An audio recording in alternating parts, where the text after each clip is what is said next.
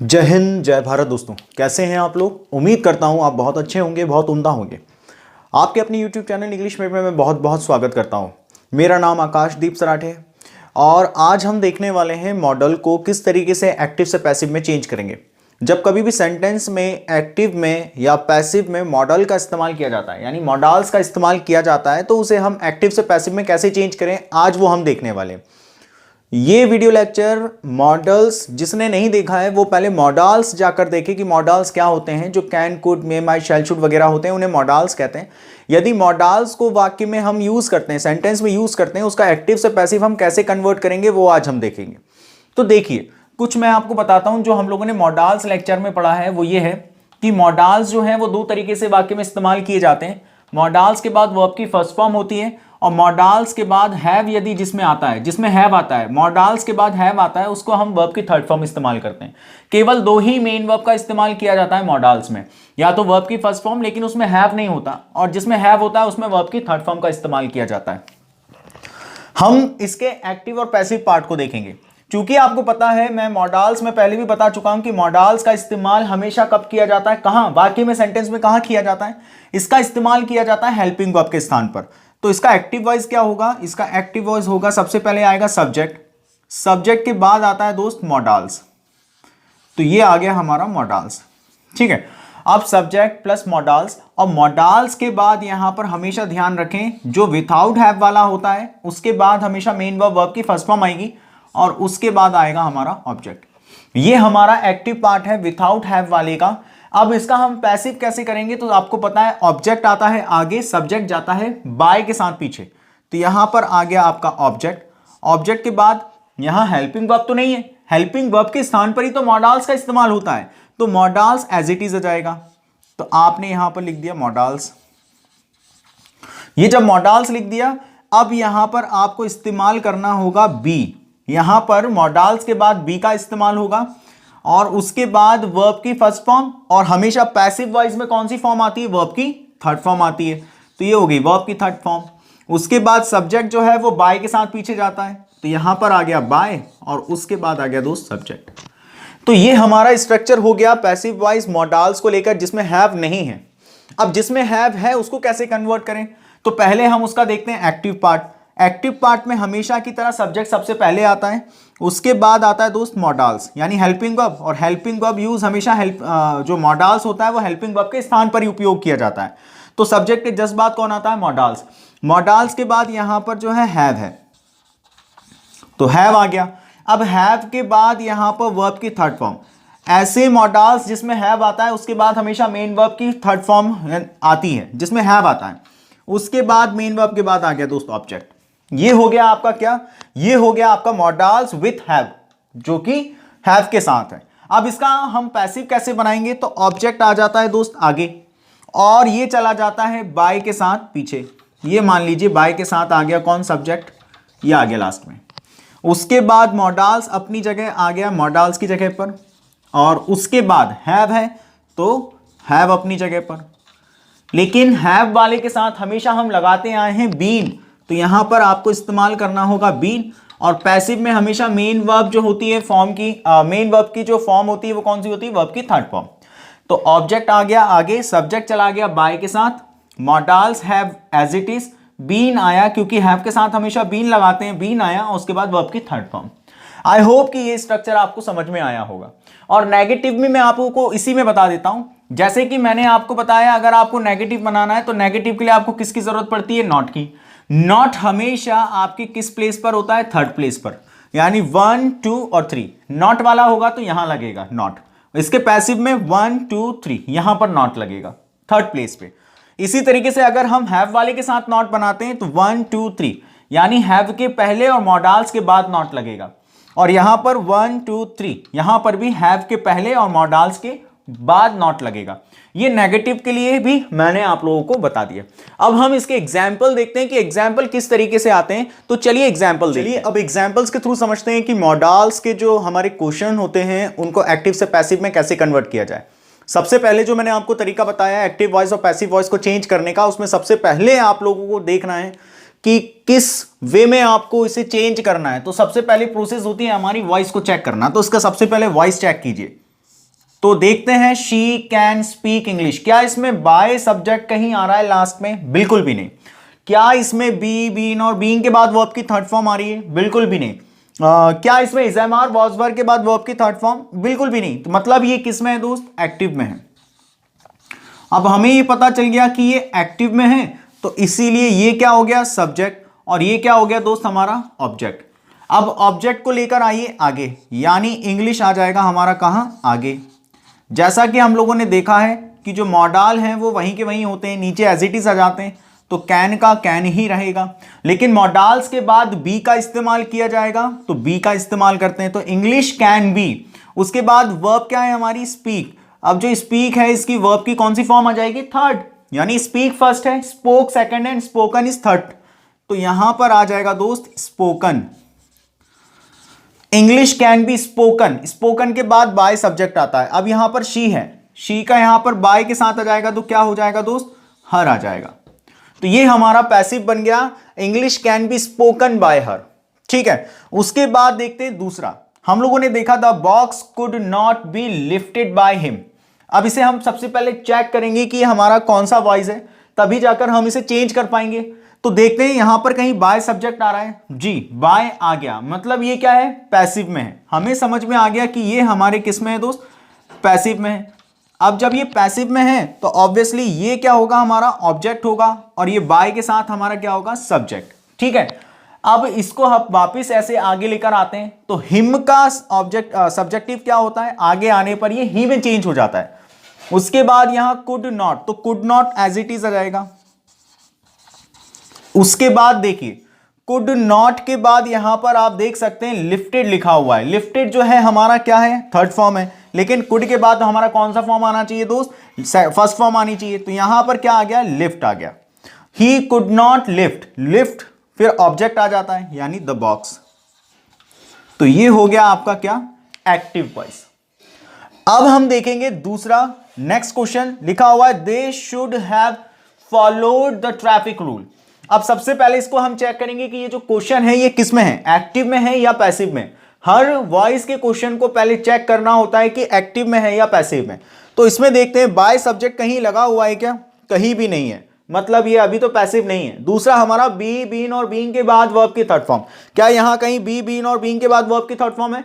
बिल्कुल भी नहीं, मतलब ये अभी भी नहीं है। तीसरा हम लोग चेक करते हैं is am are was verb के बाद वर्ब की थर्ड फॉर्म है? जी बिल्कुल भी नहीं, क्योंकि is am are was verb के बाद वर्ब की थर्ड फॉर्म तो जरूर है, लेकिन इज एम आर के बाद नहीं है, मतलब ये पैसिव में नहीं है। अब जब ये पैसिव में नहीं है तो किस में है दोस्त? एक्टिव में, मतलब ये सब्जेक्ट हो गया, और जो द ट्रैफिक रूल है वो क्या हो गया? हमारा ऑब्जेक्ट। क्लियर है? अब हम इसे करेंगे किस में? पैसिव में चेंज, तो ऑब्जेक्ट आ जाता है आगे, तो आगे आ गया तो हम क्या लिखेंगे? The traffic rule, the traffic rule. अब रूल चूंकि एक ही है उससे कोई फर्क नहीं पड़ेगा। अब यहां पर देखिए मॉडल्स क्या है? मॉडल्स यहां पर हमारा है शुड हैव, तो हमने लगा दिया शुड, और शुड के साथ हैव, क्योंकि मैंने कहा था कि हैव के बाद बी, बीन और बीइंग आएगा, तो यहां पर हैव है इसीलिए क्या आएगा? बीन। बीन के बाद वर्ब की third form, follow second form followed, third form followed, तो यहां पर वर्ब की थर्ड फॉर्म आएगी जो कि होगी हमारी फॉलोड, और फॉलोड के बाद बाय सब्जेक्ट, तो बाय दे यानी बाय देम, इसका ऑब्जेक्टिव पार्ट हो गया बाय देम। तो इस तरीके से आप आसानी से चेंज कर सकते हैं मॉडल्स को। मॉडल्स को केवल दो तरीके से लिखा जाता है, एक तो मॉडल्स होते हैं हमारे वर्ब की फर्स्ट फॉर्म जो कि विदाउट हैव होता है, और जिसमें हैव होता है उसमें वर्ब की थर्ड फॉर्म का इस्तेमाल किया जाता है। आपको मैं एक और चीज बताना चाहता हूं, वो ध्यान से सुनिएगा कि हमेशा ध्यान रखें वही बेसिक चेंजेस होते हैं, बस बाकी कुछ चीजें चेंज होती हैं। बाकी आपने देखा होगा जो हम लोगों ने बेसिक सेंटेंस स्ट्रक्चर देखा था एक्टिव से पैसिव में चेंज करने का, वैसे ही सभी चेंज हो रहे हैं। ठीक है, अब हम देखते हैं इसके नेक्स्ट कि हम लोग इंफिनिटिव को कैसे चेंज करेंगे। तो अब एक्टिव टू पैसिव हम इंफिनिटिव को चेंज करना सीखते हैं। तो चलिए देखते हैं, अब हम इंफिनिटिव को चेंज करना देखेंगे कि इंफिनिटिव को एक्टिव वॉइस से पैसिव वॉइस में कैसे कन्वर्ट किया जाता है। आखिरकार ये इंफिनिटिव होता क्या है, पहले इसे समझ लीजिए। तो इंफिनिटिव क्या होता है? जब कभी भी वर्ब को नाउन की तरह एक्ट करना हो, एक्ट यानी नाउन बनना हो, हमेशा ध्यान रखिएगा। जब कभी भी वर्ब को, मेन वर्ब को नाउन बनना हो, तो इसके दो तरीके होते हैं, उनमें से एक तरीका है दोस्त कि वर्ब की फर्स्ट फॉर्म के साथ इससे पहले क्या इस्तेमाल किया जाता है, टू का इस्तेमाल किया जाता है। हमेशा ध्यान रखें, जब कभी भी वर्ब को नाउन बनना हो तो नाउन बनने के लिए उसे क्या करना होता है कि वर्ब की फर्स्ट फॉर्म के साथ उसे टू का इस्तेमाल उसके जस्ट पहले करना होता है। तो ये किस में चेंज हो जाता है दोस्त, ये चेंज हो जाता है नाउन में, और जिसे हम कहते हैं इन्फिनेटिव। तो इन्फिनेटिव क्या होता है, ये एक नाउन वर्ब होता है जो कि वर्ब तो होता है लेकिन उसके पहले टू लग जाता है, तो ये पूरा टू के साथ वर्ब की फर्स्ट फॉर्म जो कि नाउन बन जाती है, और इस नाउन के फॉर्म को कहा जाता है इन्फिनेटिव। इसी इन्फिनेटिव को हम एक्टिव से पैसिव में चेंज करना देखेंगे। तो चलिए इसको चेंज करते हैं, किस तरीके से चेंज होगा। देखिए एक्टिव वाइज में क्या होगा, आपके इन्फिनेटिव का टू प्लस वर्ब की फर्स्ट फॉर्म, इसी को इन्फिनेटिव कहा जाता है, और यही तो हमारा नाउन की तरह एक्ट कर रहा है ना, यानी नाउन की तरह बना हुआ है। अब जब इसे पैसिव में चेंज करते हैं तो कुछ भी नहीं है दोस्त, टू के साथ बी लगा दीजिए और वर्ब की फर्स्ट फॉर्म जो है वो किस में चेंज हो जाती है, वर्ब की थर्ड फॉर्म में चेंज हो जाती है। बस टू और वर्ब के बीच में बी आ जाता है, वर्ब की first form will be converted into the verb की third form. Okay, so always remember it, हमेशा ध्यान रखें कि third form of verb come always in the passive voice, where is the any form of verb comes in the active voice. ये हमेशा ध्यान रखें। और infinitive is use as a noun, ये नाउन की तरह काम करता है, और इसको चेंज करने का बहुत आसान तरीका है, टू और वर्ब की थर्ड फॉर्म बीच में बी का इस्तेमाल। चलिए अब हम देखते हैं एग्जाम्पल्स, और इन्फिनेटिव किस तरीके से आएगा उसे हम देखते हैं। चलिए अब इन्फिनेटिव को कैसे इस्तेमाल किया जाना चाहिए हमारे एग्जाम्पल्स में, किस तरीके से इनको चेंज करेंगे एक्टिव से पैसिव, वो देखते हैं। कुछ इस तरीके से जैसे प्रश्न में आएगा तो हम लोग देखेंगे कि क्योंकि टू और वर्ब की फर्स्ट फॉर्म ये जो है नाउन में कन्वर्ट हो जाता है, और जब ये नाउन में कन्वर्ट हो जाता है ऑब्वियसली तो ये नाउन के स्थान पर भी आएगा, यानी सब्जेक्ट या ऑब्जेक्ट के स्थान पर आएगा। पहले तो हम देख लेते हैं, ये हमारा हो गया सब्जेक्ट, यहां पर एम हेल्पिंग वर्ब की तरह इस्तेमाल नहीं हो रहा है, यहां पर हेल्पिंग वर्ब जो है मेन वर्ब की तरह इस्तेमाल हो रहा है, तो ये मेन वर्ब हो गया हमारा। उसके बाद ये देखिए टू के बाद वर्ब की फर्स्ट फॉर्म, मतलब ये क्या हो गया हमारा इन्फिनेटिव पार्ट। अब जब ये इन्फिनेटिव हो गया है तो ऑब्वियसली ये क्या होगा, ऑब्जेक्ट है, और ये हमारा ऑब्जेक्ट 2 है और ये हमारा ऑब्जेक्ट 1 है। चूंकि इसे हमें चेंज करना है, और मैंने आपको सबसे इंपॉर्टेंट चीज ये बताई थी कि हमेशा एक वाक्य में एक ही बार आपको पैसिव कन्वर्ट करना है। पैसिव कन्वर्ट करने का मतलब होता है दोस्त वर्ब की थर्ड फॉर्म में कन्वर्ट करना। अब देखिए इसे हम चेंज करेंगे तो ये कैसे चेंज होगा, इसे आप देखिए, तो टू डू को कैसे चेंज करेंगे दोस्त, टू के बाद आएगा बी के बाद आएगा डू की थर्ड फॉर्म डन। डू की फर्स्ट फॉर्म ये होती है डू, सेकंड फॉर्म होती है दोस्त डिड, और थर्ड फॉर्म होती है हमारी डन। ये वर्ब की फर्स्ट फॉर्म, ये वर्ब की सेकंड फॉर्म, ये वर्ब की थर्ड फॉर्म। क्योंकि थर्ड फॉर्म आती है यहां पर तो टू बी डन। अब लेकिन इसे भी तो चेंज करना होगा, तो यहां पर जो हमारा ऑब्जेक्ट 2 है वो आएगा यहां पर, तो क्या हो जाएगा, यहां आ जाएगा इट में चेंज हुआ। उसके बाद एम है, अब ये किस में चेंज हो जाएगा हमारा दोस्त, ये हो जाएगा हमारे पास्ट में ऑब्वियसली, तो ये हो जाएगा it was to be done. आए किस में चेंज होगा दोस्त, बाय मी, तो it was to be done by me. इस तरीके से आपको ये पहचानना होगा, पर्टिकुलर इन्फिनेटिव नहीं दिया होगा। और जब कभी भी वर्ब जो है ना इन्फिनेटिव में परिवर्तित होती है मतलब वो नाउन बन जाती है, और जब नाउन बनती है तो ऑब्वियसली आपको पता होना चाहिए कि नाउन कहां कहां आता है, सब्जेक्ट में और ऑब्जेक्ट में। तो ये चीज आपको ध्यान रखनी है। चलिए अब हम देखते हैं नेक्स्ट कि किस तरीके से और बाकी चीजों को एक्टिव से पैसिव कन्वर्ट करना चाहिए। अब हम ऐसे वाक्यों को देखेंगे एक्टिव से पैसिव कन्वर्ट करने में जिसमें एक्टिव में भी लेट होगा और पैसिव में भी लेट होगा। अभी तक हम लोगों ने एक सेंटेंस ऐसा देखा था जिसमें कि ऑर्डर और कमांड विद ऑब्जेक्ट था, जो कि केवल पैसिव में ही लेट आ रहा था, एक्टिव पार्ट में लेट नहीं था। लेकिन अब हम ऐसा वाक्य पढ़ेंगे जो कि सेंटेंस स्टार्ट होगा लेट से शुरू होगा। चलिए इसे देखते हैं कि किस तरीके से वो सेंटेंस का स्ट्रक्चर होगा। तो सबसे स्टार्टिंग में आपका होगा दोस्त लेट के बाद आएगा ऑब्जेक्ट फर्स्ट के बाद वर्ब की फर्स्ट फॉर्म होगी, और दूसरा आएगा दोस्त ऑब्जेक्ट 2।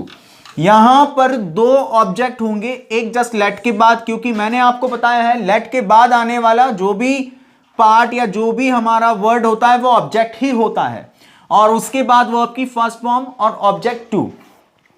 अब इसे कन्वर्ट कैसे किया जाए, तो मान लेते हैं थोड़ी देर के लिए कि हमारे पास लेट जो है वो लेट की तरह ही रहेगा, वो एज इट इज उतरेगा, वो अपने स्थान पर ही रहेगा। अब बात आती है यहां से शुरू होती है।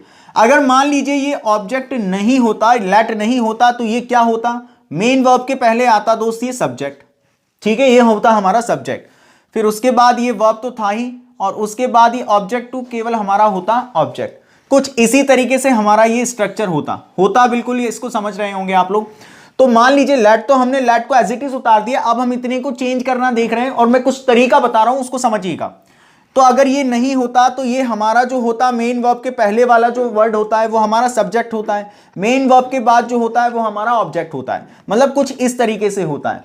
हम मान लेते हैं कि ऑब्जेक्ट 2 को हम केवल ऑब्जेक्ट मानते हैं और ऑब्जेक्ट 1 को हम सब्जेक्ट मान लेते हैं।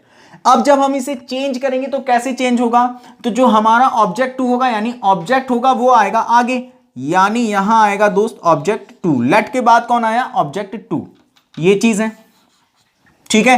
अब इसके बाद कोई हेल्पिंग वर्ब नहीं है, इसके बाद कोई हेल्पिंग वर्ब नहीं है, आपको यहां इस्तेमाल करना होगा बी, और बी के बाद हमेशा मेन वर्ब जो आएगी, मेन वर्ब पैसिव में हमेशा कौन से फॉर्म की होती है दोस्त, वर्ब की थर्ड फॉर्म, वर्ब की थर्ड फॉर्म के बाद हमारा बाय सब्जेक्ट। अब यहां तो सब्जेक्ट था नहीं, लेकिन हमने क्या किया, ऑब्जेक्ट 1 को सब्जेक्ट माना है, यानी ऑब्जेक्ट 1 हमारा क्या है, सब्जेक्ट, यानी बाय के साथ कौन आ जाएगा दोस्त, ऑब्जेक्ट 1।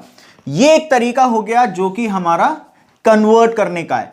तो ऐसा वाक्य जो कि लेट में ही एक्टिव में भी हो और लेट हमारा पैसिव में भी हो, तो how to convert it from the active to passive, you have to remain same the late in the same place, and you have to mean it that object 1 should be the subject and object 2 should be the object, okay, and object 2 comes immediate after the let, and you have to use object 1 with a by, this time at the last of sentence, and you have to convert first form of verb into the third form of verb, and you have to use be immediate after the object 2, understood। अब हम इसके example देखेंगे, और example किस तरीके से आएगा उसको सॉल्व करना देखते हैं। अब हम एग्जाम्पल देखेंगे कि हमारे जो लेट से शुरू होने वाला वाक्य है उसे एक्टिव से पैसिव में कैसे कन्वर्ट किया जाए। जैसा कि हम लोगों ने अभी थोड़ी देर पहले यही देखा था कि लेट को अपने स्थान पर एज इट इज यूज करना है, तो हमने पैसिव में भी लेट को एज इट इज ही इस्तेमाल किया। यहां पर ये था हमारा ऑब्जेक्ट 1, और कंप्लीट जो हमारे यहां पर मेन वर्ब की फर्स्ट फॉर्म, और जो ये माय होमवर्क है ये है हमारा ऑब्जेक्ट 2। इसे हमने सब्जेक्ट माना था और इसे हमने ऑब्जेक्ट माना था। आई होप आप लोगों को ये चीजें याद हो। अब जैसे कि आपको पता है कि लेट के बाद सब्जेक्ट तो जाएगा पीछे और ऑब्जेक्ट आएगा आगे, यानी लेट माय होमवर्क, होमवर्क के बाद मैंने कहा था आपको जब ये ऑब्जेक्ट आ गया आगे तो यहां पर आएगा दोस्त बी के बाद वर्ब की third form, that mean completed, verb की थर्ड फॉर्म कंप्लीटेड के बाद क्या आएगा दोस्त, बाय के बाद हमारा जिसको हमने सब्जेक्ट माना था ऑब्जेक्ट 1 को, वो चला जाएगा पीछे। तो इस तरीके से आपको चेंज करना है दोस्त लेट वाले सेंटेंस, जो कि दोनों तरफ ही लेट से होंगे, एक्टिव में भी लेट होगा, पैसिव में भी लेट होगा, एक्टिव में भी वो लेट से ही शुरू किया जाएगा। अब हम देखेंगे नेक्स्ट जो कि लास्ट है, WH फैमिली वर्ड्स यानी क्वेश्चन यानी इंटरोगेटिव सेंटेंस को एक्टिव से पैसिव कैसे कन्वर्ट किया जाता है। अब हम देखेंगे कि हमारे इंटरोगेटिव सेंटेंस को एक्टिव से पैसिव कैसे कन्वर्ट किया जाता है। इंटरोगेटिव सेंटेंस को दो तरीके से प्रश्न बनाए जाते हैं। वैसे क्वेश्चन हमेशा दो प्रकार के होते हैं, एक होते हैं हमारे जो है वो यस नो क्वेश्चन, और एक होते हैं हमारे WH फैमिली क्वेश्चन। अब जो यस नो क्वेश्चन होते हैं वो कैसे होते हैं, तो यस नो क्वेश्चंस जो होते हैं वो हमारे जिसमें केवल और केवल उत्तर हाँ और ना में मिले, इसमें जो हेल्पिंग वर्ब होती है वो सब्जेक्ट के पहले आ जाती है। और WH फैमिली वर्ड वो होते हैं जिसमें आपने देखा होगा ऐसे वर्ड्स जो कि किससे शुरू होते हैं, W से शुरू होते हैं या फिर H से शुरू होते हैं। अब W से कैसे शुरू होते हैं वो देख लीजिए, जैसे कि हो गया दोस्त व्हाट, हो गया व्हेन, हो गया वेयर, हो गया हु, ये सब आपके क्या हैं, W से शुरू होने वाले वर्ड हैं, इसीलिए W फैमिली का हो गया। और H से कैसे होगा, how, how many, how much, इस तरीके से जो आपके वर्ड्स हैं, तो ये किससे शुरू हो रहा है? एच से। ये किससे शुरू हो रहा है? डब्ल्यू से। यानी WH फैमिली वर्ड्स, ऐसे वर्ड्स जिनकी शुरुआत W से होती है, ऐसे वर्ड्स जिनकी शुरुआत H से होती है, ऐसे शब्दों को कहा जाता है WH फैमिली वर्ड्स। और ऐसे ही जो क्वेश्चन होते हैं जिनमें व्हाट वेयर होता है, उसे कहा जाता है WH फैमिली क्वेश्चंस। ऐसे क्वेश्चन जो कि W या S से शुरू होने वाले शब्दों से किया जाए। तो इसमें किस तरीके से बनाए जाते हैं वो हम देखते हैं।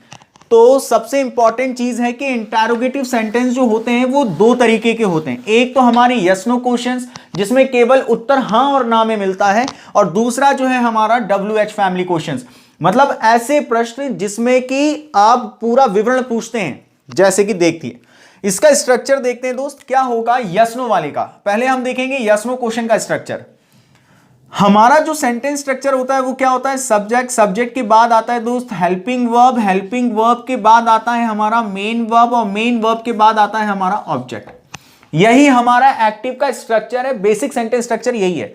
जब कभी भी आपको सेंटेंस बनाना हो, किसका? इंटरोगेटिव सेंटेंस बनाना हो, और वो भी कौन सा? यस नो, तो आपको क्या करना होता है? यस नो के बनाने के लिए हेल्पिंग वर्ब को सब्जेक्ट के आगे यूज करना होता है। कैसे होगा? हेल्पिंग वर्ब जब यहां से आगे चला जाएगा तो ऑब्वियसली क्या होगा? सब्जेक्ट हमारा पीछे हो जाएगा। ये आ गया और इसके पीछे आ गया सब्जेक्ट, क्योंकि हेल्पिंग वर्ब इसके आगे इस्तेमाल होगा। और यहां पर आप इस्तेमाल करेंगे दोस्त क्वेश्चन मार्क। तो ये हो गया हमारा इंटरोगेटिव लेकिन यस नो क्वेश्चन। अब इसे बनाया कैसे जाएगा? इसका पैसे वैसे ही होगा जैसे होता है। आपको ऑब्जेक्ट आगे लाना है, बस ये है कि हेल्पिंग वर्ब इसमें भी आगे ही रहेगी। तो हेल्पिंग वर्ब जो है वो हेल्पिंग वर्ब आगे ही रहेगी। उसके बाद ऑब्जेक्ट आता है हमारा आगे, सब्जेक्ट जाता है बाय के साथ, तो ऑब्जेक्ट आ गया आगे। अब इसके बाद हेल्पिंग वर्ब है तो हम यहां पर क्या लगाएंगे दोस्त? अगर हेल्पिंग वर्ब है तो हम यहां लगा देंगे बी के बाद वर्ब की थर्ड फॉर्म हमेशा की तरह, और उसके बाद बाय सब्जेक्ट और क्वेश्चन मार्क। ये हमारा हो गया एक्टिव से पैसिव यस नो क्वेश्चन। आपको ये चीज हमेशा ध्यान रखनी है। दूसरा, WH फैमिली क्वेश्चन को किस तरीके से चेंज करना है? तो WH फैमिली क्वेश्चन को किस तरीके से, आपका जो ये स्ट्रक्चर है जिसमें हेल्पिंग वर्ब सब्जेक्ट के आगे इस्तेमाल हो रही है, इसी के आगे उन फैमिली वर्ड्स को लगाना है। कौन सी फैमिली वर्ड्स को? WH फैमिली वर्ड्स को जस्ट इसके पहले लगाना है। देखिए, जैसे कि मैंने लिखा है, क्वेश्चन बनाने के लिए आपको हमेशा यह चीज ध्यान रखनी है कि हेल्पिंग वर्ब आपकी जस्ट सब्जेक्ट के पहले ही आएगी, उसके बाद आपकी मेन वर्ब है, और उसके बाद क्या है दोस्त? ऑब्जेक्ट है और क्वेश्चन मार्क। जो आपके WH फैमिली वर्ड्स वाले क्वेश्चन होंगे वो यहां पर लग जाएंगे, यहां आएंगे। तो उनका भी सीधा सा एक कॉन्सेप्ट है, वो जहां पर हैं वो वहीं रहते हैं। तो WH वाले WH के स्थान पर हुए, हेल्पिंग वर्ब अपने स्थान पर हुई, तो हेल्पिंग वर्ब के स्थान पर आ गई। ये चीज क्लियर है। उसके बाद ऑब्जेक्ट आगे आ जाता है, तो ये लीजिए ऑब्जेक्ट आ गया। चूंकि यहां हेल्पिंग वर्ब होगी तो हम यहां पर क्या लगा देंगे? बी लगा देंगे। बीन और बीइंग इसके हिसाब से होगा कि वो किस टेंस का है। उसके बाद होगा दोस्त हमारा वर्ब की थर्ड फॉर्म और बाय सब्जेक्ट, बाय सब्जेक्ट। ये चीज आप इस तरीके से बना सकते हैं। क्लियर है दोस्तों? तो आई होप कि आपको ये स्ट्रक्चर समझ में आया होगा। अब हम कुछ इंपॉर्टेंट बातें करना चाहेंगे, जैसे कि जो हमारे हु होता है, हु को किस तरीके से चेंज किया जाता है, उसके लिए मैं आपको एक ट्रिक बताता हूं, उसे आप ध्यान दीजिएगा। तो चलिए देखते हैं। अब हम देखते हैं हु का कुछ स्पेशल केस है, इसीलिए मैं आपको हु के लिए एक ट्रिक बताता हूं कि जब कभी भी यदि एक्टिव पार्ट में हु का इस्तेमाल किया जाता है तो ये इसका पैसिव जब बनता है दोस्त, तो आप इसको इस तरीके से बनाएं। बाय का इस्तेमाल आप पहले करें और उसके बाद हु का कन्वर्ट जो हो जाता है वो हो जाता है हुम में, पहला। दूसरा, आपको ये चीज देखनी है कि जो आपका हु है, दूसरा तरीका जो मैं आपको बता रहा हूं, एक तरीका तो ये हो गया कि हु को आप हुम में कन्वर्ट करें और जहां क्वेश्चन वर्ड है वहीं रहने दें और जस्ट उसके पहले बाय लगा दें। दूसरा तरीका है दोस्त, हु को आप लिखें तो हुम सबसे आगे लिख दें जहां पर हु लिखा हुआ है, और वाक्य के सबसे लास्ट में आपको बाय लगाना है, लेकिन बाय के लास्ट में कुछ मत लगाना, और क्वेश्चन मार्क। ये दो तरीके हैं हु को कन्वर्ट करने के। तीसरा, मैं आपको व्हाट के लिए कंडीशन बता देता हूं। तो व्हाट का चेंज होता है दोस्त बाय व्हाट से, किससे चेंज होता है, बाय व्हाट से चेंज होता है। ये आप लोगों को ध्यान देना है। और अब हम देखते हैं इसके एग्जाम्पल्स। अब हम इनके एग्जाम्पल देखेंगे कि प्रश्न जो यानी इंटरोगेटिव सेंटेंस को एक्टिव से पैसिव कैसे चेंज किया जाता है। तो इंटरोगेटिव सेंटेंस जो कि हमारे यस नो क्वेश्चन भी होंगे, डब्ल्यूएच फैमिली वर्ड्स भी होंगे, इनको किस तरीके से चेंज किया जाता है देखिए। जैसा कि मैंने आपको एक केस बताया था हु का, और यही पहला आ गया देखिए। तो हु ब्रोक दिस ग्लास, ये ग्लास किसने तोड़ा। तो हु का स्पेशल केस था कि मैंने आपको बताया था who will be converted into the by whom. तो आप इसे कैसे लिख सकते हैं दोस्त, बाय हुम, इस तरीके से आप लिख सकते हैं इसे, ये अपनी जगह पर ही रहेगा। उसके बाद ब्रोक जो है ये कौन सा फॉर्म है दोस्त, वर्ब की सेकंड फॉर्म है। और दिस ग्लास जो है हमारा ऑब्जेक्ट है। चूंकि आपको पता है कि यहां पर वर्ब की सेकंड फॉर्म है, तो वर्ब की सेकंड फॉर्म तो है लेकिन इसमें हेल्पिंग वर्ब नहीं है, और ये इंटरोगेटिव है, इसीलिए इसकी हेल्पिंग वर्ब जो होगी ना, जो हिडन है, और हिडन हेल्पिंग वर्ब पास्ट की जो होती है वो कौन सी होती है दोस्त, डिड होती है। तो इसीलिए यहां पर हमेशा डिड का इस्तेमाल या तो नेगेटिव सेंटेंस में करते हैं या तो इंटरोगेटिव में करते हैं। तो डिड यहां पर आ जाएगा।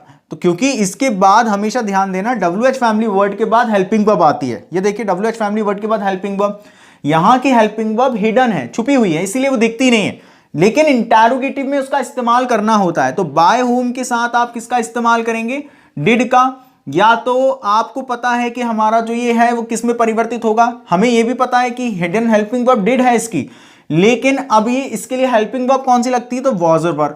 तो आप देखिए यहां पर वॉज का इस्तेमाल किया जाएगा। फिर आएगा ऑब्जेक्ट जो कि है दिस ग्लास, यहां पर आया दिस ग्लास, और उसके बाद दिस ग्लास के बाद क्या आना चाहिए दोस्त यहां पर, तो यहां पर आएगा थर्ड फॉर्म यानी ब्रेक, ब्रोक और ब्रोकन।